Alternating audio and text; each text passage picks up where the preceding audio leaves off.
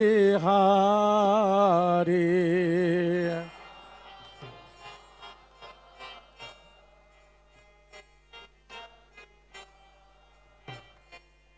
जय गोपी जन बल्लभ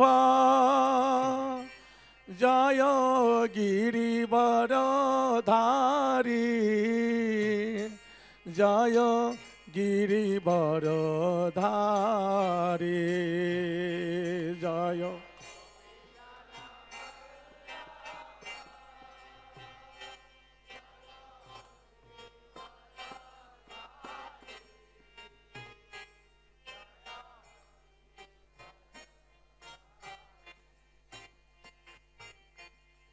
यशोदानंदन ब्रज जन रंजन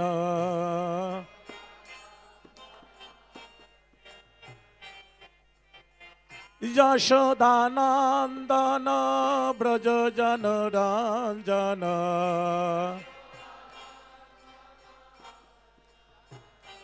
यमुना तीरा वनचारी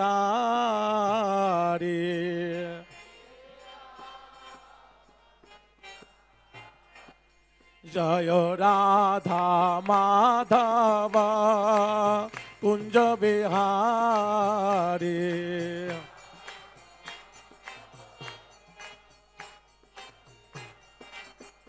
हरे कृष्णा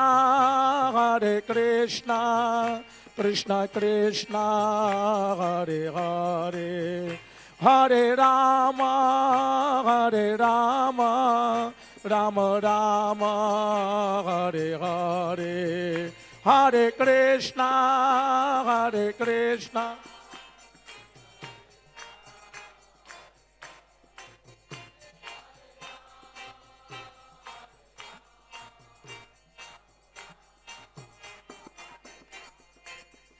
जय राधा पार्थ सारथी गौर निताई सीताराम लक्ष्मण हनुमान की जय जय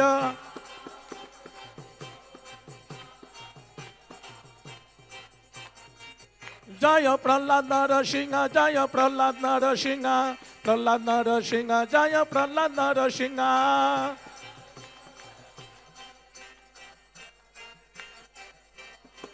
प्रभुपाद प्रभुपाद प्रभुपाद प्रभुपाद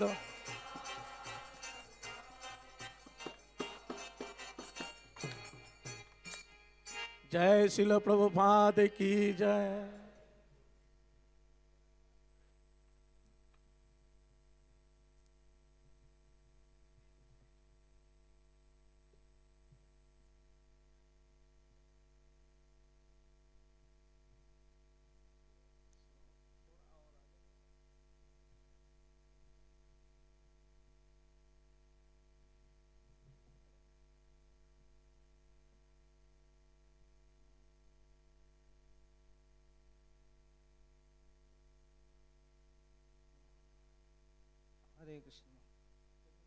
हरे कृष्ण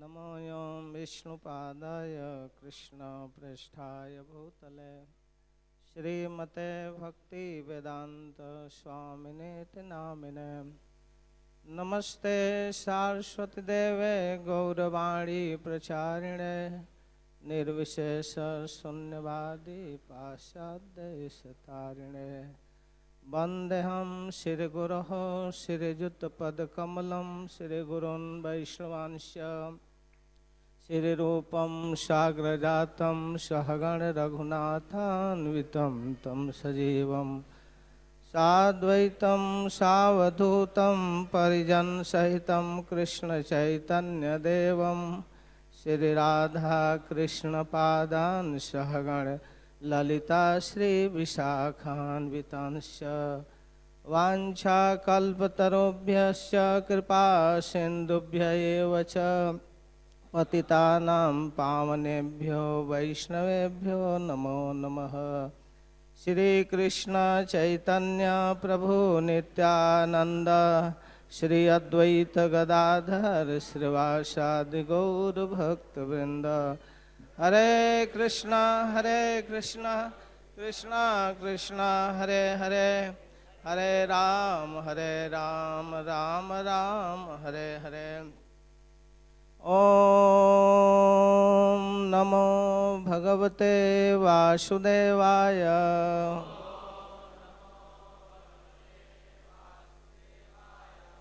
ओम नमो भगवते वासुदेवाय।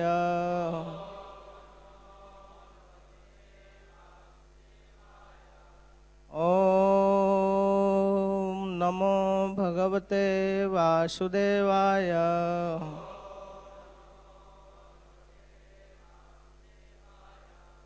हरे कृष्ण। तो आज भगवान नृसिंहदेव के प्रकट दिवस है। इस परम पावन अवसर पर श्री भगवान के विषय में कुछ कहने का अवसर प्रदान किए, इसके लिए हम आप सबका आभारी हैं। यद्यपि भगवान नृसिंह के अद्भुत भक्त वात्सल्य की कथा कम समय में कहना बहुत कठिन काम है मेरे लिए, लेकिन फिर भी अपनी वाणी की सार्थकता के लिए कुछ प्रयास करूंगा। आप सभी लोग भगवान नृसिंह के विषय में परिचित हैं।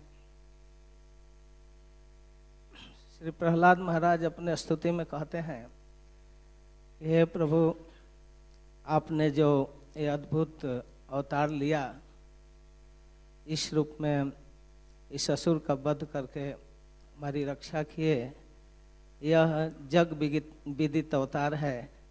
जब जब भक्तों पर संकट पड़ेगा, आपका इस अवतार का अवश्य स्मरण करेंगे। तो श्रील विश्वनाथ चक्रवर्ती ठाकुर कहते हैं कि प्रहलाद महाराज अपने स्तुति में भगवान नृसिंहदेव से एक प्रार्थना भी करते हैं कि केवल यह मेरे लिए ही नहीं, आप अपने सभी भक्तों के लिए ऐसे ही तैयार रहिएगा। एक विशेष प्रार्थना करते हैं। तो हम लोग किसी भी परिस्थिति में इनका स्मरण करते हैं। नारायण कवच में कहा गया है, भगवत स्वरूपों के अनेक रूप में स्मरण किया गया है कि कौन भगवान का श्री विग्रह किस समय रक्षा करेगा, कौन सुबह, कौन दोपहर, कौन शाम, कौन बाएं, कौन दाएं, कौन रात में, कौन जगने पर, कब। लेकिन नृसिंहदेव के विषय में कहते हैं विश्वरूप जी, विदीक्षु दीक्षु मद समन्ताद अंतर बहिर भगवान नारसिंह प्रहापयम लोक भयम सुनैन स्वतेजसाग्र समस्त तेजा। तो भगवान श्री नृसिंहदेव दिशा विदिशा, घर में, बाहर, आकाश में, धरती पर, जहाँ तहाँ कहीं भी ऐसा स्थान नहीं जहाँ भगवान नृसिंहदेव रक्षा के लिए उपस्थित न हो। तो सब जगह अपने भक्तों की रक्षा के लिए उपस्थित होते हैं। ऐसे भक्त वत्सल भगवान नृसिंहदेव के चरणों में अनंत कोटि प्रणाम। मैं सीधे आपको 7वें स्कंद के 8वें अध्याय 6वां श्लोक से प्रारंभ करता हूँ। उसमें लगभग 10 श्लोकों का केवल अनुवाद करूँगा। तो उसमें जब प्रहलाद महाराज अपने भक्ति के प्रभाव से अपने विद्यालय के सहपाठियों को भी कृष्ण भावना भावित कर दिए, यह सूचना जब हिरण्यकशिपु को मिला तो एकदम क्रोधित हो गया। और क्रोधित ही नहीं, भयभीत भी हो गया कि आखिर इतना दुस्साहस कैसे प्रहलाद कर रहा है। उनको मारने का हर प्रयास करके थक चुका था, लेकिन प्रहलाद सुधरने का नाम ही नहीं ले रहा है। और अपने सुधरने की बात तो छोड़िए, पूरा असुर यूनिवर्सिटी चेंज कर दिया। पूरा असुर विश्वविद्यालय कृष्ण भावना भावित कर दिया। और यह सूचना स्वयं संडामर्क आकर हिरण्यकशिपु को दिए। उनको भय था इनडायरेक्ट अगर इसको पता लगेगा तो इस बार तो छोड़ेगा नहीं, इसलिए स्वयं आकर सूचना देते हैं शुक्राचार्य के पुत्र संडामर्क। अब अपने दरबार में हिरण्यकश्यप उपस्थित है। प्रहलाद को वहाँ बुला लिया है और वह दरबार असुरों के से खचाखच भरी हुई थी। तो वहाँ पर पूछता है,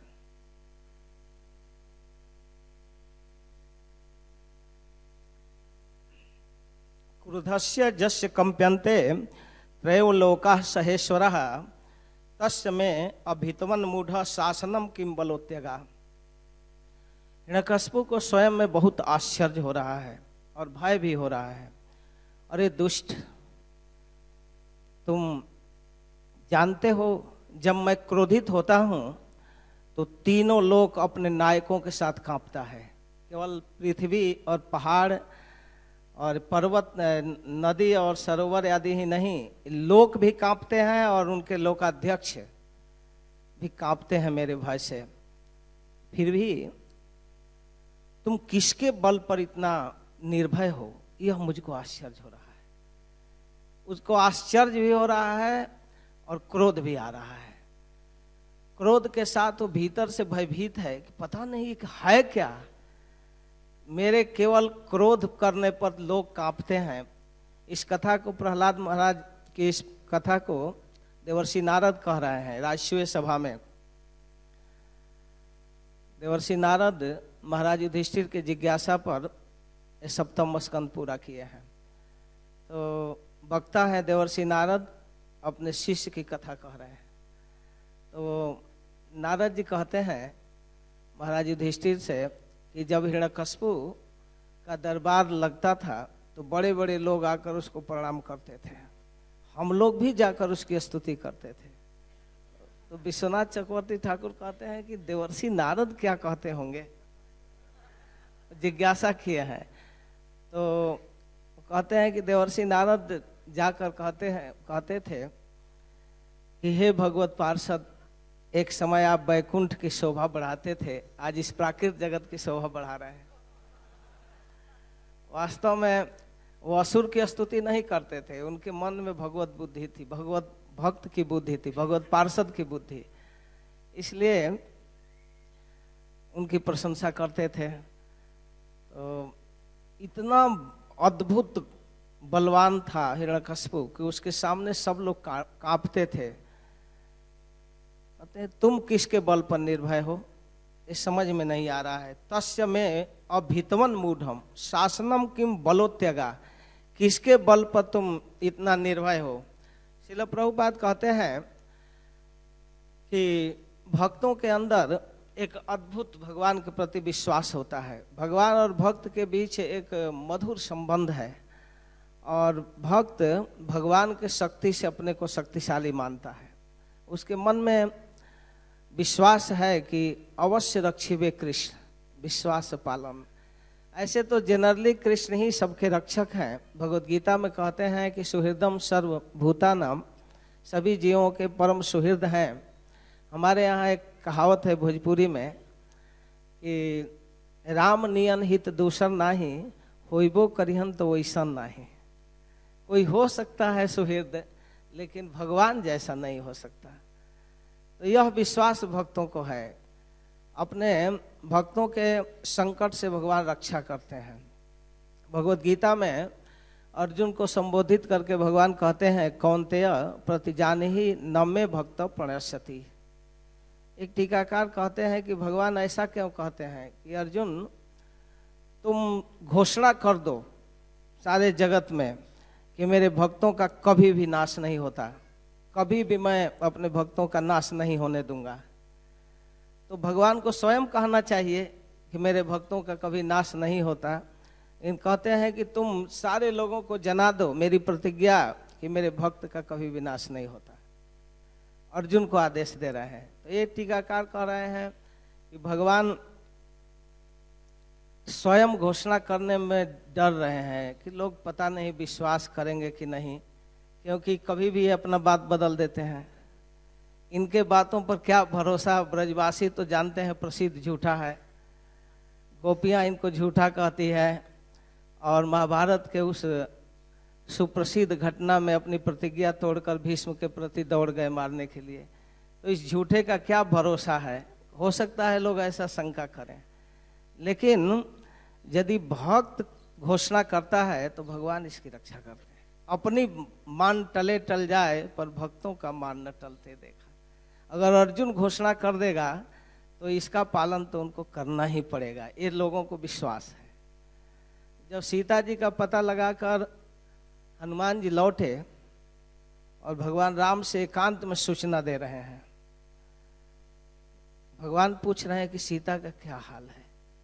गोस्वामी तुलसीदास जी तो लिखते हैं कि अच्छा तो यह है कि आप उनकी चर्चा मत करें, आप उनके विषय में न पूछें। सीता के अति विपत्ति विशाला, बिनु कहे भल दीन दयाला। अच्छा तो यह है कि उसकी चर्चा न किया जाए। वाल्मीकि जी चर्चा करते हैं कि हनुमान जी कहते कहते अधीर हो गए, रोने लगे। कहे प्रभु मैं वर्णन तब करूंगा जब आप मेरी एक बात रखेंगे। हाँ बोलो। सब वंश रावण का विनाश करना होगा, यदि यह आप प्रतिज्ञा करते हैं तब मैं बतलाता हूँ। इतना दुष्ट है, मैं कांप गया उनका वर्णन करने में। तो भगवान हाथ उठाकर कहे वही होगा जो तुम कह रहे हो। तो हनुमान जी के प्रतिज्ञा और इच्छा की रक्षा के लिए भगवान ने रावण के वंश का विनाश किया। भगवान हो सकता था दया भी कर देते, लेकिन हनुमान जी यह चाहे इसलिए सबका विनाश, केवल एक विभीषण को छोड़कर। ऐसी हनुमान की इच्छा थी।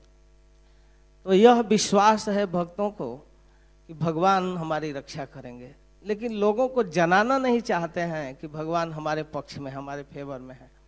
लेकिन मन में विश्वास जो है वो तो निर्भयता रखेगा ही, निर्भय रखेगा।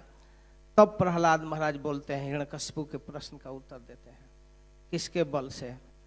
न केवलम में भौतस्य राजन सवै बलम बलिनाम चा परेशाम परे अवरे अमी स्थिर जंगमाजे ब्रह्मादयो जैन बसम प्रणीता। प्रहलाद महाराज कहते हैं कि हे राजन, केवल मेरा ही बल नहीं, समस्त बलों के स्रोत भगवान हैं। उनके बल से ही आप भी बलवान हैं। निसंदेह समस्त प्रकार के बलों का मूल स्रोत श्री भगवान है।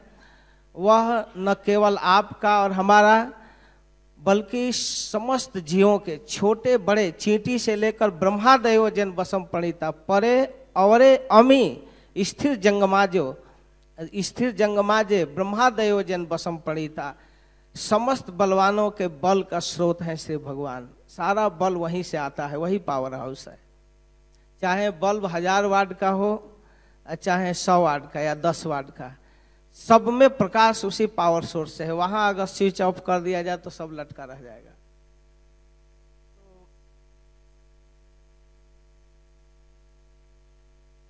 कहते हैं सह ईश्वर, वह कंट्रोलर है। उरु क्रमोसौ ओजा सह सत्व बलेन्द्रियात्मा स एव विश्वम परमम सुशक्ति भी सीजति अवति अति गुणत्रयस। अतः इस संपूर्ण विश्व को, इस संपूर्ण जगत को वही कंट्रोल करते हैं, वही ईश्वर हैं, वही काल के रूप में सबको चेंज करते हैं। उन्हीं का ओज, उन्हीं का बल सब जगह है। भगवत गीता में भी भगवान कहते हैं, जब 10वें अध्याय में अपने विभूति जो का वर्णन करते हैं कि मैं बलवानों में हूँ, ज्ञानियों में हूँ, यहाँ वो हूँ, जो चमत्कारिक चीज है वहाँ कहते हैं मैं हूँ।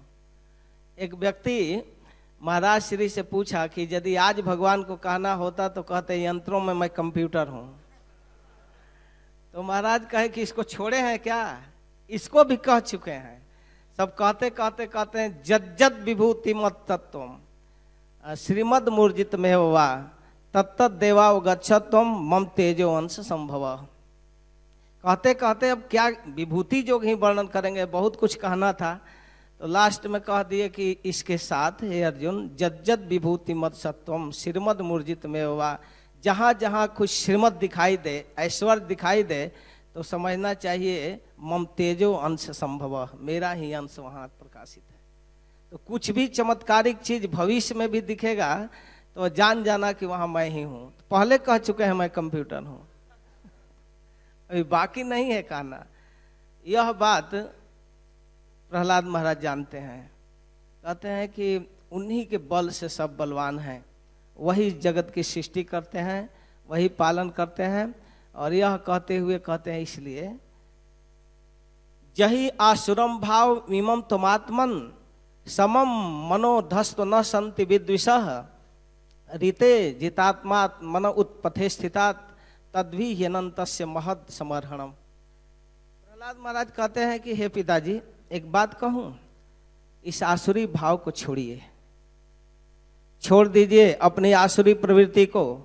आप अपने हृदय में शत्रु और मित्र के जो भेदभाव रखे हैं उसको छोड़िए और अपने इंद्रियों को कंट्रोल कीजिए, श्री भगवान के चरणों में लगाइए। इंद्रियों को कंट्रोल का मतलब यह नहीं कि अब देखना नहीं है, सुनना नहीं है, बोलना नहीं है, बस बंद कर देना है।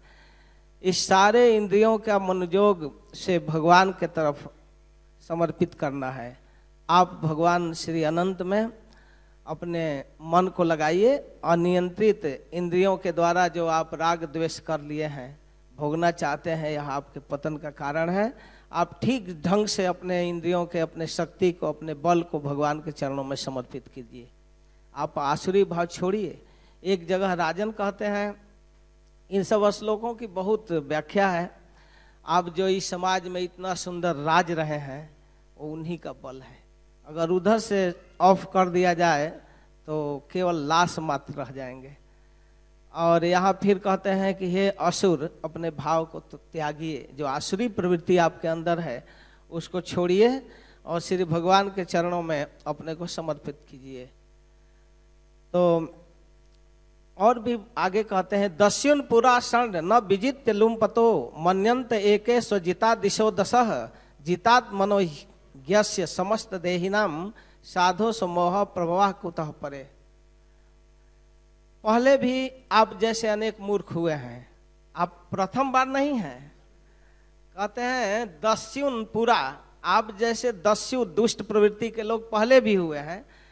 न विजित्य लुम्पतो मन्यंत एके स्वजिता दशो दिशा, ऐसे मूर्ख हुए हैं आप जैसे जो अपने इंद्रियों पर तो कंट्रोल नहीं किए लेकिन दसों दिशाओं में अपने दिग्विजय का पताका फहरा दिए। ऐसे मूर्खों की कमी नहीं है जो अपने अंदर रहने वाले शत्रु पर विजय प्राप्त नहीं किया है, न अपने मन पर, बुद्धि पर और आँख पर, जीभ पर विजय नहीं पाया है, लेकिन वह अहंकार में रहता है कि हम दसों दिशाओं को जीत लिए हैं। मन्यंत और मान लिया है। कुछ लोग माननीय नेता होते हैं या कोई उनको समाज नहीं मानता, वो मान लिए हैं इसलिए माननीय है।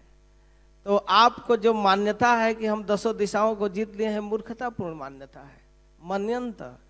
मन्यंती ते, ऐसे लोग अपने को मान लिए हैं, मन्यंते मानते हैं। लेकिन जितात मनोज्ञस्य समस्त देहिनाम साधो समोह प्रभवा कुतः परे, जो व्यक्ति अपने इंद्रियों को नहीं जीत पाया है वो दूसरे पर क्या विजय प्राप्त करेगा। जो अपने जीभ पर कंट्रोल नहीं कर पाया है वह दूसरे को क्या जीतेगा। तो हिरण्यकशिपु तो एकदम चकित है, बहुत ज्यादा उसको आश्चर्य और भय दोनों हो रहा है। हिरण्यकशिपु उवाच व्यक्तम तो मर्तु कामोसी यो अतिमात्रम विकथ्य से मुमूर्षुणाम ही मंदात्मन ननु शिव विक्लवा गिरा। अरे मूर्ख, तुम मेरे महत्व को नहीं समझ रहे हो और तुम ऐसी बातें बोल रहे हो।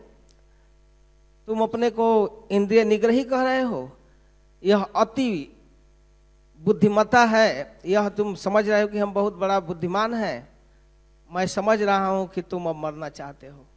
जब मरने की दशा होती है तो लोग ऐसे सिर पैर की बातें करते हैं, उठपुटांग।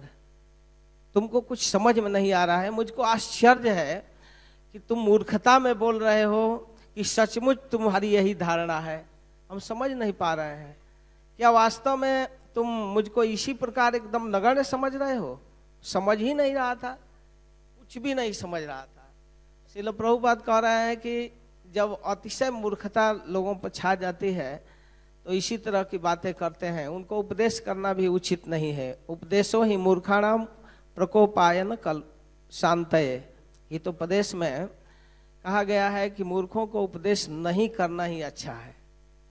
हितोपदेश में एक कथा है कि एक बार एक वृक्ष के ऊपर बहुत सारे पक्षी थे और उस जंगल में आसपास बंदर भी बहुत रहते थे। एक बार बहुत जोर से बारिश होने लगी, आंधी बारिश, बहुत ठंडा लगने लगा। तो पक्षी तो अपना घोंसला बनाकर घोंसले में थे और बंदर पानी से, हवा से एकदम कांप रहे थे, भीग गए थे, एकदम जाड़े में कांप रहे थे। पक्षियों को बंदरों की दशा देखकर दया आई। तो उसमें से कुछ पक्षी कह दिए कि हम लोग अपने छोटे छोटे चोंच से तिनका जुटाकर घर बना लिए, आपका इतना अठा कठा शरीर है, तगड़ा है, अगर आप लोग चाहते तो अपना घर नहीं बना सकते थे, आप इतना दुख सह रहे हैं। बंदर, अच्छा ये गुरु बन गए, हमको उपदेश करने लगे। तुरंत पेड़ पर चढ़े और उनका सारा घोंसला तोड़ ताड़ नोच कर फेंक दिए। तो इस कथा के माध्यम से कहा गया कि इस तरह के मूर्खों को उपदेश नहीं करना ही अच्छा है। तो प्रहलाद महाराज इतनी उत्तम बात कह रहे हैं और एक क्रोध में बोल रहा है, कहता है तुम निश्चित रूप से मरना चाहते हो, तुम्हारी बुद्धि काम नहीं कर रही है, तुम हमारे महिमा को नहीं समझ रहे हो। यश त्वया मंद भाग्योक्तो मदन्यो जगदीश्वर। अब स्वयं अपनी महिमा बतला रहा है, यह त्वया मंद भाग्योसी, वास्तव में तुम अभागे हो, हमारा बेटा होकर हमारी महिमा नहीं समझा। अरे इस त्रिलोकी का स्वामी हूं, कहते मदन्यो जगदीश्वर, सारा जगत मुझको जगत का ईश्वर मानता है और तुम मेरा बेटा होकर मुझको यह नहीं समझते हो। यह संपूर्ण जगत का साम्राज्य उत्तरदायित्व के रूप में तुमको मिलने वाला था, लेकिन अरे अभागे, आज तुम मेरे सामने मेरे हाथों से मरोगे। यह दुख की बात है, यह तुम्हारा दुर्भाग्य है। क्वासौ यदि सर्वत्र कस्मात् स्तंभे न दृश्यते। कहते हैं कि तू इतना निर्भय होकर कह रहा है कि वो संपूर्ण जगत के रक्षक है, कंट्रोलर है, ईश्वर है, वो कहाँ है, वो बचा लेगा तुमको। क्वासौ यदि सर्वत्र, कहाँ है, तो यहाँ स्पष्ट तो नहीं है। प्रहलाद महाराज कहते हैं सर्वत्र, सब जगह है। आचार्य लोग टीका करते हैं तो कहते हैं, पूछ रहा है कि कहाँ है, क्व असौ, वह कहाँ है, तुम्हारा रक्षक कहाँ है। तो प्रहलाद महाराज कहते हैं सर्वत्र, सर्वत्र कस्मात् स्तंभे न दृश्यते, क्यों इस खंभे में नहीं दिख रहा है, जब सब जगह है तो इस खंभे में भी होना चाहिए। तो प्रहलाद महाराज कहते हैं है ना, खंभे में भी है, हमारे अंदर भी है, आपके अंदर भी, इस खड़ग में भी है, सब जगह है, तो मुझको दिख क्यों नहीं रहे हैं। कस्मात् स्तंभे न दृश्यते, क्यों नहीं दिख रहे हैं। तो प्रभुपाद कहते हैं कि भगवान भगवत गीता में कहते हैं कि ऐसे मूर्खों को दिखते ही नहीं, ना हम प्रकाश सर्वस्य जोग माया समावृता। वो ऐसे मूर्खों को, ऐसे अज्ञानियों को नहीं दिखते हैं। मैं कभी भी मूर्ख और अज्ञानियों के समक्ष प्रकट नहीं होता। महाराज श्री कहते हैं कि यदि ऐसे अज्ञानी नास्तिक मूर्खों के चैलेंज पर भगवान प्रकट होने लगे, तब तो भक्तों की कोई महिमा ही नहीं रह जाएगी। भक्त बेचारे भजन करके थक रहे हैं, भगवान दिखते ही नहीं। आप मूर्ख लोग चैलेंजिंग मूड में बोल दें, बस प्रकट हो जाए, तब तो भजन का कोई मतलब ही नहीं रह जाएगा। तो ऐसे मूर्खों के चैलेंज करने से भगवान प्रकट होते रहेंगे। भगवान है तो क्यों नहीं दिखते, ऐसे लोग बोलते हैं। भगवान केवल भक्तों को दिखते हैं, उनके सामने अनावृत रहते हैं और मूर्खों के सामने आवृत रहते हैं। कैसे आवृत रहते हैं? जोग माया समावृत, जोग माया से उनकी बुद्धि को ढक दिया जाता है, नहीं दिखते हैं।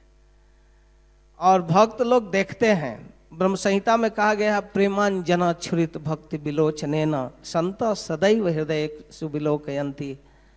जो भजन करते हैं वह भगवान को देखते हैं, अपने अनुभव करते हैं, अपने मन में देखते रहते हैं।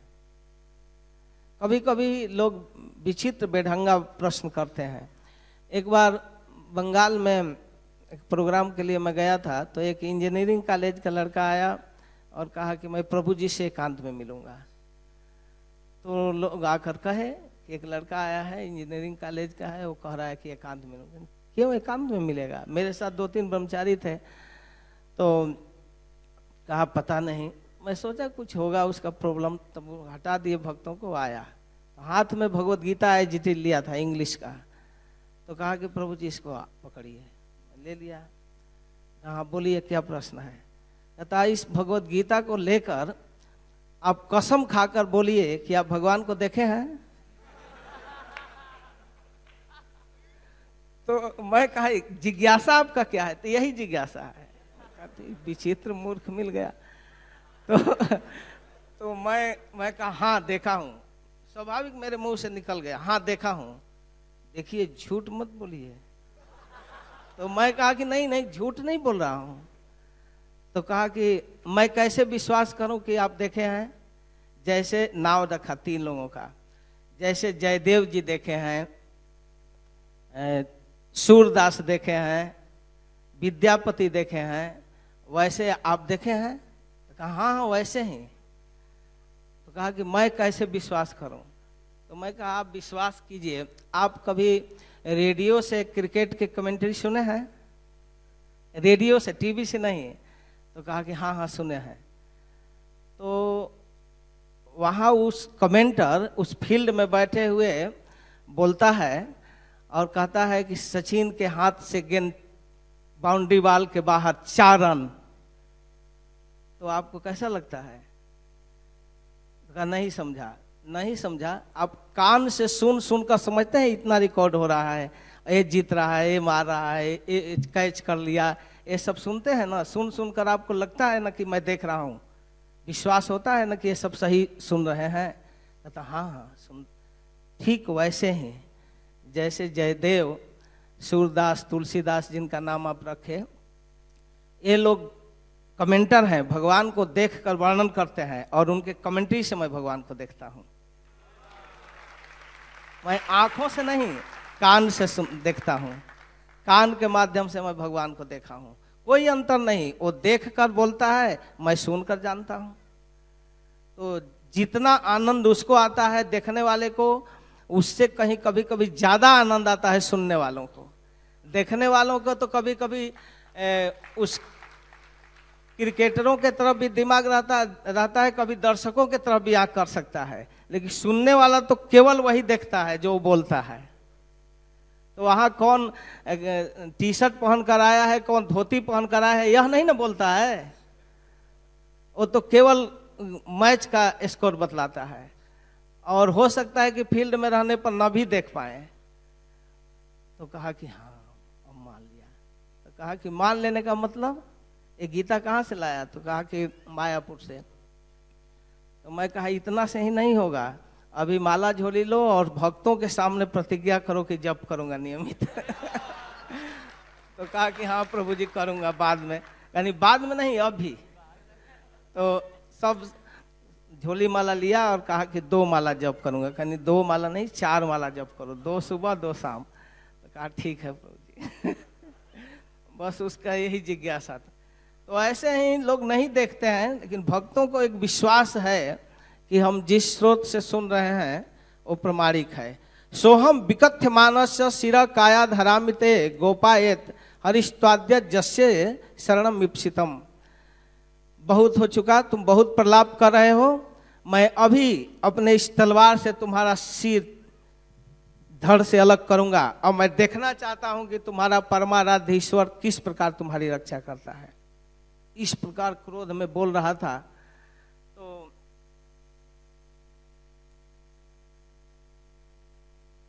प्रहलाद महाराज बिल्कुल न्यूट्रल थे, ये कुछ नहीं कहे, वो चैलेंजिंग मूड में नहीं बोल रहे थे कि भगवान मेरी रक्षा कर लेंगे। इस तरह से जब उटपटांग शब्द का प्रयोग कर रहा था प्रहलाद महाराज, कुछ नहीं बोल रहे थे। तो एवं दुरुक्तई मुहुर नरुषा सूतम महाभागवतम महासुर। अब यह श्लोक बोल रहे हैं नारद जी। कहते हैं इस प्रकार जब वह अत्यंत बलशाली वो असुर हिरण्यकश्यप अपने महाभागवत पुत्र के प्रति अत्यंत कठोर अपशब्दों का प्रयोग कर रहा था। देखिए एक ही श्लोक में दोनों के लिए 2 शब्द का प्रयोग कर रहे हैं, एक को महाभागवतम, एक को महाअसुरम। कह रहे हैं कि वो महाअसुर महाभागवत के प्रति ऐसे बोल रहा था। देवर्षि नारद को कथा कहते समय दुख हो रहा है कि प्रहलाद महाराज इसके पात्र नहीं थे जिनको ऐसे गाली दिया जाए, लेकिन वह महाअसुर था, मूर्ख था, तो बोलेगा ही। और किसको बोल रहा है? महाभागवतम, महाभागवत को वह महाअसुर बोल रहा था। और वह महाभागवत कहीं दूसरे जगह के नहीं थे, सूतम अपना ही बेटा थे। देखिए कैसा संजोग है, एक है महाअसुर, एक है महाभागवत। क्रोध में भरकर अपना खड़ग उठा लिया। खंगम प्रगिज्ञोत पतितो वरासनात, अपने सिंहासन से कूद पड़ा क्रोध में, तलवार निकाल लिया। और प्रहलाद कहे थे कि इस खंबे में, क्या कहा इस खंबे में है? प्रहलाद में हाँ है ना, बिल्कुल है। खींच कर तडात अति बल समुष्टिना, अपने बलवान हाथों से उस खंबे पर तेज मारा, बहुत जोर से मारा, मुट्ठी बांधकर मुष्टिका प्रहार किया। जो वही मुष्टिका मारा, वो बलवान था, वो मारता तो पेड़ टूट जाता था, चलता था क्रोध में तो पर्वत सहित पृथ्वी हिलने लगती थी, भूकंप आ जाता था, इतना बलवान था।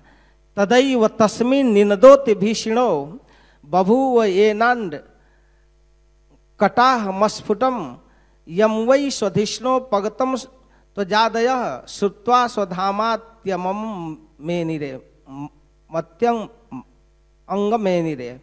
कह रहे हैं कि इस प्रकार जब क्रोधित होकर के उस खंभे को मारा तो अत्यंत भयंकर आवाज हुआ। ऐसा आवाज हुआ कि सारा ब्रह्मांड में वो आवाज चला गया, बहुत विदीर्ण आवाज हुआ। और देवर्षि नारद कह रहे हैं कि हे महाराज युधिष्ठिर, वह आवाज ब्रह्मा आदि देवताओं के कानों में भी पहुंच गया। कुछ लोग तो वहां आ ही गए थे देखने के लिए कि आज अंतिम फैसला है, अंतिम मैच आज। अब तो बहुत प्रयास किया मारने का, लेकिन आज फाइनल मैच है, चलते हैं देखने। तो सब लोग उपस्थित थे, कुछ लोग तो उपस्थित थे, कुछ लोगों को आवाज सुनकर आए, कुछ लोग आवाज सुनकर आए। देवताओं को जब सुनाई दिया तो वे आए, और सबके मन में इस तरह का भय हो रहा था कि लगता है कि सारा लोक भयभीत हो, विनाश कर देगा हिरण्यकश्यप। बड़ा भयंकर आवाज हुआ। वो आवाज हिरण्यकश्यप के मुष्टिका का नहीं था, उस खंभे से निकलने वाले गर्जन करते हुए नृसिंह देव का था। बहुत भयंकर आवाज करते हुए निकले, लेकिन ब्रह्मा जी चिंता में पड़ गए। मैं तो समझता था मुझे 9 बजे बंद करना है, लेकिन प्रभु जी कृपा करके 15 मिनट और टाइम दिए हैं, इसलिए थोड़ा और बोल लेता हूं। तो भयंकर आवाज हुआ तो ब्रह्मा जी सोचने लगे कि अब लगता है कि कुछ सृष्टि में गड़बड़ होने वाला है। एकदम भयंकर आवाज से घबरा कर सारे देवता लोग आ गए, जो लोग नहीं आए थे वो भी उपस्थित हो गए। सब विक्रमम पुत्र बधेप सुरोजसा निशम्य निर्हाद अपूर्व मद्भुतम अंत सभायाम न ददर्श तत्पदम बीतत सूर्येन सुरार युद्धपा। लेकिन वह हिरण्यकश्यप घबरा कर देख रहा है कहाँ से आवाज आ रहा है, ऐसा कहाँ से आवाज आ रहा है। पुत्र को मारने की इच्छा से अपने सिंहासन से कूदा था और अपना शौर्य प्रकाशित करना चाहता था। क्रोध में मुष्टिका मारा खंभे पर। घोर आवाज तो सुनाई दे रहा है, लेकिन उसका कारण नहीं समझ में आ रहा है, कहाँ से आवाज आ गया। ऐसा आवाज कभी किसी ने नहीं सुना था। उस ध्वनि को सुनकर उस असुर नायक हिरण्यकश्यप भयभीत हो गया, ये आवाज कहाँ से आया। तब तक उस सभा में देखने लगा कि इतना आवाज कैसे आ गया खंभे से। उस सभा में उस ध्वनि के उद्गम का कोई कारण ही नहीं मिल रहा था, चारों तरफ खोज रहा था। और तब तक भगवान प्रकट हो गए, दिखाई दे रहे नृसिंहदेव। भगवान नृसिंहदेव प्रकट हो गए। अब देखता है तो उनको देखते हुए किस रूप में देखता है, इसको नारद जी कहते हैं। और भगवान किस रूप में प्रकट हो गए इसको बतला रहे हैं। सत्यम विधातुम निज भृत्य भाषितम व्याप्तिम च भूतेषु अखिलेषु चात्मनः अदृश्यात्याद्भुत रूपमुद्वहन् स्तंभे सभायाम न मृगम न मानुषम। प्रहलाद महाराज के बात को सत्य करने के लिए सत्यम विधातुम निज भृत्य भाषितम, अपना भृत्य भाषितम, भाषितम मैंने बोल दिया है कि इस खंभे में भी हैं, तो इस बात को सत्य करने के लिए श्री भगवान प्रकट हो गए। दो कारण से प्रकट हुए। एक कि श्रुतियां कहती हैं कि सर्वम विष्णुमयम जगत, सारा जगत विष्णु का ही स्वरूप है, हर जगह कण कण में भगवान है। और प्रहलाद महाराज कह दिए कि इस खंभे में भी है। तो सत्यम विधातुम, विधातुम माने करने के लिए, सिद्ध करने के लिए, निज भृत्य भाषितम, अपने भृत्य के बोले हुए वाक्य को सत्य करने के लिए, और व्याप्तिम च भूतेषु अखिलेषु चात्मनः, और संपूर्ण जीवों के अंदर, संपूर्ण पदार्थों के अंदर भगवान की शक्ति है, भगवान है। इस दो को प्रमाणित करने के लिए भगवान अद्भुत रूप धारण करके आ गए। अदृश्यता अत्यद्भुत रूप मुद्वहन, प्रकट हुए जिसको कभी किसी ने नहीं देखा था। अद्भुत का अर्थ होता है अद्य माने आज, भूत माने पहले, पहले जैसा कभी नहीं देखा गया उसको कहते हैं अद्भुत। और इसके साथ अति अद्भुत कहते हैं। अद्भुत तो बहुत चीज है, लेकिन यह है अति अद्भुत। अति अद्भुत रूप मुद्वहन, ऐसे रूप को धारण करके स्तंभे सभायाम न मृगम न मानुषम, खंभे से निकल गए। वह न मनुष्य थे न शेर थे, न सिंह थे न मनुष्य थे, अद्भुत रूप धारण किए। इस श्लोक पर सभी आचार्यों ने कुछ विशेष ढंग से लिखा है कि भगवान एक साथ ही कई कार्य करने के लिए अद्भुत रूप धारण कर लिए। अपने भक्त प्रहलाद की बात सत्य करने के लिए तो कुछ टीकाकार लिखते हैं कि इसमें अनेक भक्तों की बात सत्य करने के लिए भगवान आ गए। पहला तो हिरण्यकशिपु ही भगवान का भक्त है, जय है, वैकुंठ का पार्षद है। तो उसकी इच्छा थी कि मैं दिन में मरूं, न रात में मरूं, न घर में मरूं, न बाहर मरूं, ब्रह्मा के किसी शिष्ट जीवों से न मरूं, धरती पर नहीं, आकाश में नहीं, और सूखे से नहीं, गीले से नहीं, बहुत बाउंड बनाया था। तो उसकी इच्छा थी कि इस कंडीशन में न मरूं। तो भगवान सोचे कि आखिर कुछ भी हो, है तो मेरा पार्षद, इसकी ऐसी इच्छा है तो इसके इच्छा की रक्षा करते हुए इसको मारना है। जैसा ये चाहा है, जैसा ये बाउंड बना है, इसके बाउंड को पूरा रक्षा करेंगे, फिर भी मारेंगे। यह सोचकर भगवान ऐसा रूप धारण किए कि हिरण्यकशिपु की बात भी सत्य हो गई। और जब वह ब्रह्मा जी से वरदान मांगा तो ब्रह्मा जी भी तथास्तु कहकर उसके वरदान का अनुमोदन किए। तो ब्रह्मा जी भी सबसे बड़े भक्त हैं, भगवान के बाद दूसरा व्यक्ति वही है। तो ब्रह्मा की बात को सत्य करने के लिए भगवान ऐसा रूप धारण करके आए। जब कयाधु को पकड़ कर ले जा रहे थे देवराज इंद्र, और रास्ते में मिल गए देवर्षि नारद। तो कहे, अरे देवराज, तुम ये क्या कर रहे हो? यह अबला है, पतिव्रता है और गर्भवती है। तीन ऐसी कंडीशन है कि इसको इस स्थिति में नहीं छेड़ना चाहिए। एक तो स्त्री है, दूसरा पतिव्रता है, ऐसा नहीं कि कोई वेश्या है तुम हाथ पकड़ लिया, यह पतिव्रता है, और तीसरा एक गर्भवती है। और तुम त्रिलोकी के स्वामी देवेंद्र हो, देवराज इंद्र हो, कोई ऑर्डिनरी थर्ड क्लास का व्यक्ति नहीं हो। तुम्हारे जैसा व्यक्ति इतना जघन्य निंदनीय कार्य कर रहा है तो आश्चर्य हो गया। तब देवराज इंद्र कहते हैं कि हे देवर्षि, मैं इसके साथ कोई गलत व्यवहार नहीं करूंगा। तो फिर कहाँ ले जा रहे हो? मैं ले जा रहा हूं इसको, इसके गर्भ में मेरे शत्रु का तेज है, वीर्य है। यह जब जन्म लेगा तो इस बालक का वध करूंगा, इस स्त्री का नहीं। तो प्रहलाद महाराज उस गर्भ में थे। देवर्षि नारद कहते हैं कि नहीं, इसको कोई नहीं मार सकता, इसमें भगवान का भक्त है, इसका वध कोई नहीं कर सकता। तुम वध कर सकते हो, संभव नहीं है। तो देवर्षि के मुख से निकल गया कि कोई वध नहीं कर सकता, ये मारने पर तैयार है। तो देवर्षि की बात को सत्य करने के लिए नृसिंहदेव आ गए। अब सोचे कि यदि मैं इस समय प्रकट होकर रक्षा नहीं करूंगा तो मेरे भक्त देवर्षि की बात झूठी हो जाएगी। वो कहा है कि इसको कोई मार नहीं सकता, तो जब नहीं मार सकता तो फिर मुझे तो बचाना पड़ेगा, क्योंकि वो उन्होंने कहा है। तो हिरण्यकश्यप की बात सत्य करने के लिए, ब्रह्मा की बात सत्य करने के लिए, देवर्षि नारद की बात सत्य करने के लिए, और अभी अभी प्रहलाद ने कह दिया इस खंभे में है, तो प्रहलाद की बात सत्य करने के लिए भगवान नृसिंहदेव प्रकट हो गए। और प्रकट होकर के यह दिखा दिए कि हम कण कण में हैं, बस कमी है विश्वास के अभाव का। अब विश्वास की कमी है, हम विश्वास नहीं करते हैं, इसलिए भगवान हमको नहीं दिखते हैं। तो सत्यम विधातुम निज भृत्य भाषितम, यह बहुत उत्साहवर्धक श्लोक है। भगवान अपने भृत्य की बात रखने के लिए आते हैं। यह अद्भुत देवर्षि नारद का उद्गार है।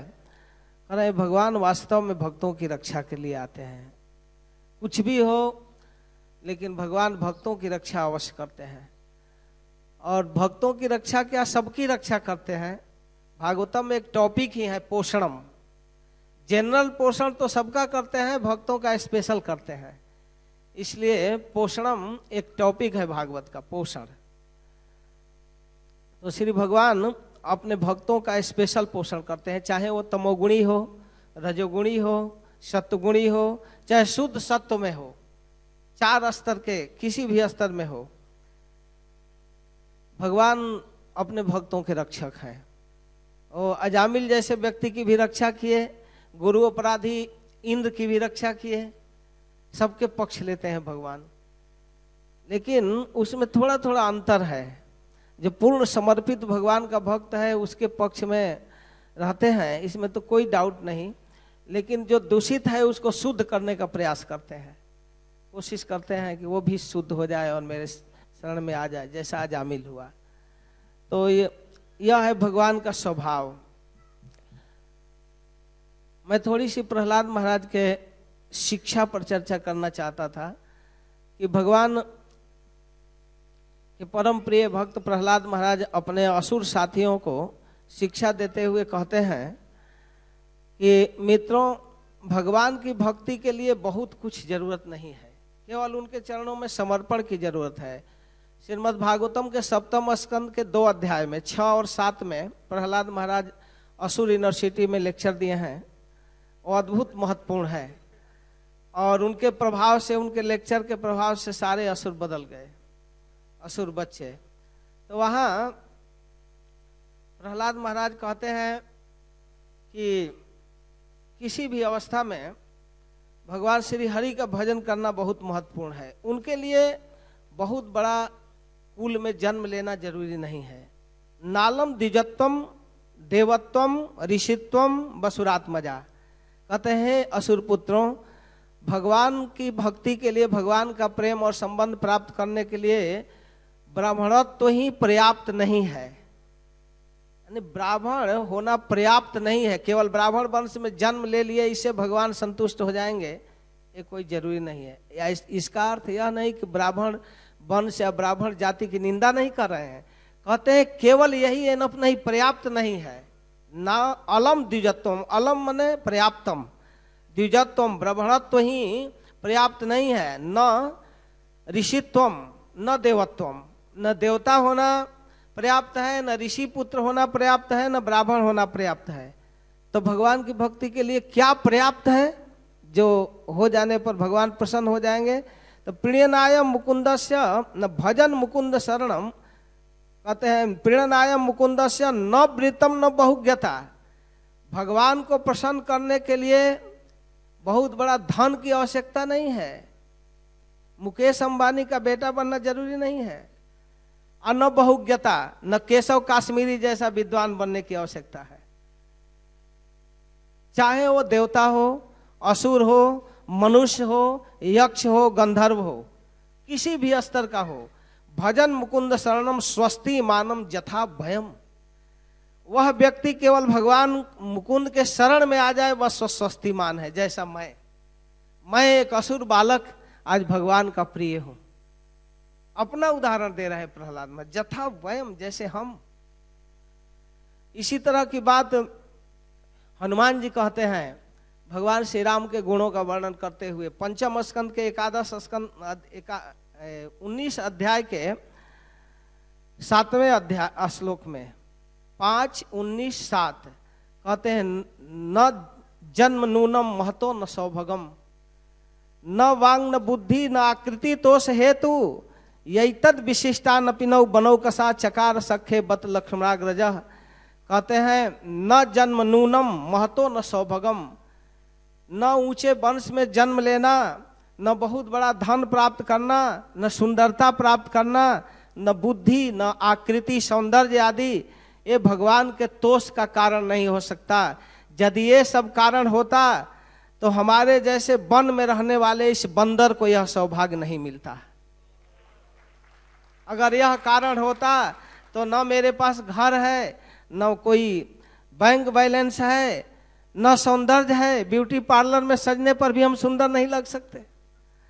लेकिन यह तोष का कारण नहीं है। लक्ष्मणाग्रज, लक्ष्मण पर कंट्रोल करने वाले लक्ष्मण के बड़े भाई ये सब नहीं देखते हैं। उनके तोष का कारण यह नहीं है, न बुद्धि न आकृति तोष हेतु, यह सब कारण नहीं है। केवल भगवान के चरणों में भक्ति और समर्पण। नहीं तो कभी कभी बंदर भगवान नीचे बैठे हैं और बंदर पेड़ के ऊपर फांद कर बैठ जाते थे। लक्ष्मण और राम नीचे बैठे हैं तो बंदर जब छलांग मारकर ऊपर जाते थे तो लक्ष्मण जी अरे उधर, लक्ष्मण जी डांटते थे तो भगवान राम कहते बस चुप रहो, शिष्टाचार मत सिखाओ, इनको कुछ नहीं सिखाना है, जैसा करते हैं करने दो। तो लक्ष्मण को भी कंट्रोल करने के कारण लक्ष्मणाग्रज कह रहे हैं। लक्ष्मण पर शासन करने वाले प्रभु हमारे दोषों को देखते ही नहीं। तुलसीदास जी कहते हैं कि ऐसा साहब खोजने पर कोई नहीं मिलेगा। प्रभु तरुतर कपिडार पर तेहि किए आप समान, तुलसी न कहूँ राम सो साहिब शील निधान। प्रभु पेड़ के नीचे हैं और बंदर पेड़ के ऊपर घूम रहे हैं, ऐसा साहब देखे हैं क्या? तुलसी न कहूँ राम सो साहिब शील निधान, ये शील निधान साहब ऐसा कोई नहीं मिल सकता। तो ये भगवान केवल समर्पण देखते हैं, थोड़ा सा की गई भक्ति को बहुत ज्यादा आदर देते हैं।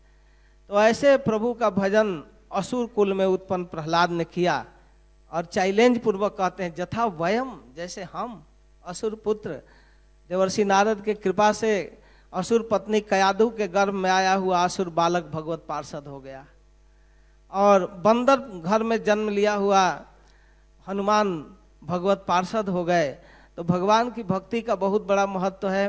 भगवान नृसिंह देव के इस आविर्भाव के अवसर पर हम उनके इन महानता का थोड़ा सा स्मरण किए, इनके गुणों का, और इनके चरणों में प्रार्थना करते हैं कि हमारी मति अपने चरणों में लगाए रखें और सब तरह से निर्विघ्न इनके चरणों की भक्ति कर सकें, ऐसी कृपा करें। जय श्री नृसिंह देव की, श्रील प्रभुपाद की जय। श्री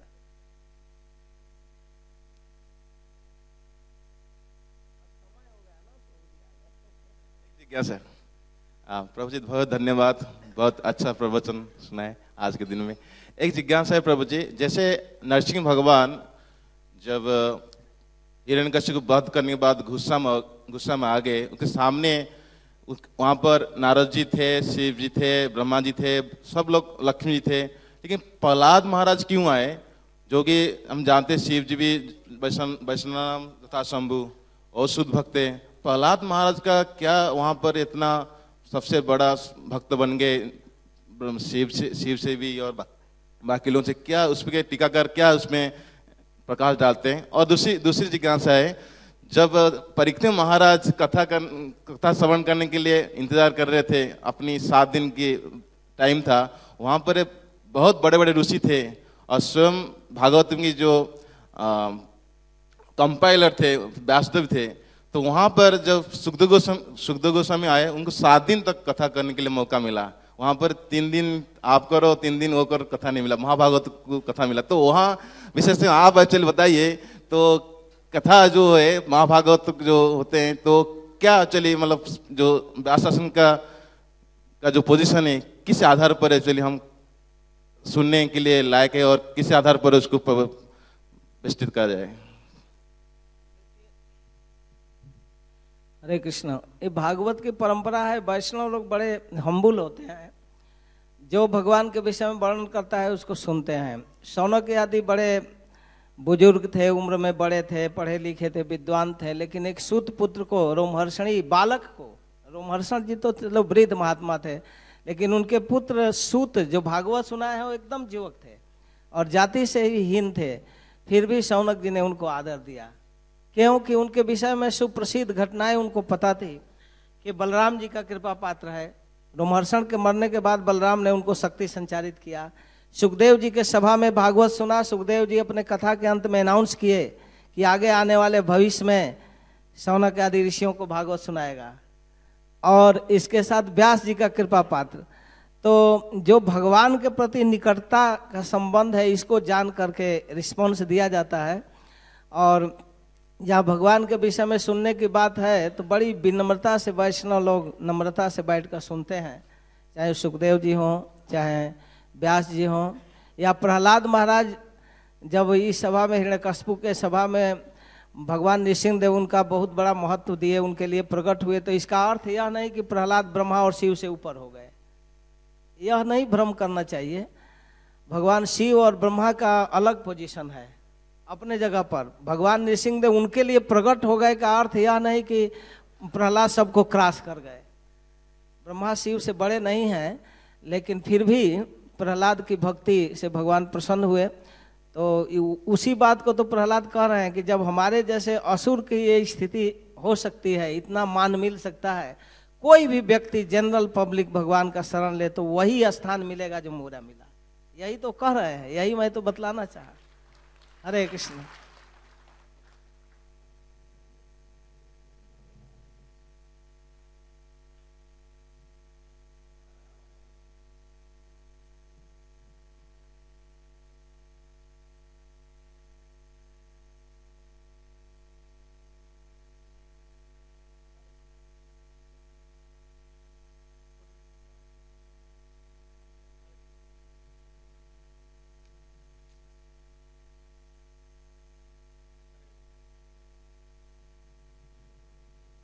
हरे कृष्ण। ओम अज्ञानतिमिरान्धस्य ज्ञानाञ्जनशलाकया चक्षुरुन्मीलितं येन तस्मै श्रीगुरवे नमः। श्रीचैतन्यमनोभीष्टं स्थापितं येन भूतले स्वयं रूपः कदा मह्यं ददाति सपदान्तिकं। वाञ्छाकल्पतरुभ्यश्च कृपा सिन्धुभ्य एव च पतितानां